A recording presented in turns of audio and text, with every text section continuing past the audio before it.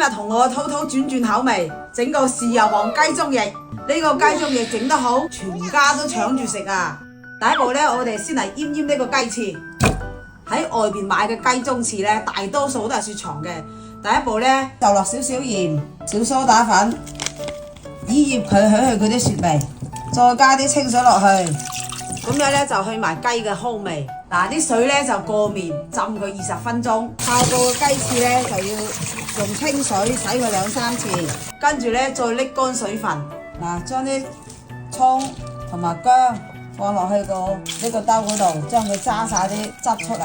嗱，將啲雞中翼倒埋落去，揸一揸佢，撈勻之後呢，就放埋一邊，醃佢10分鐘。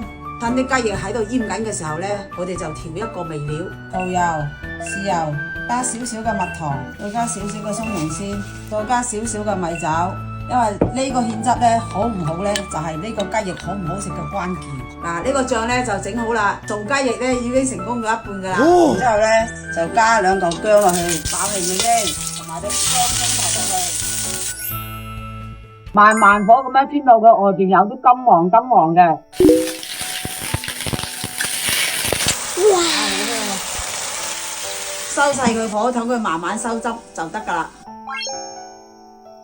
太好吃啦，流口水啦！雞中翼已經炆好啦，你哋覺得點啊？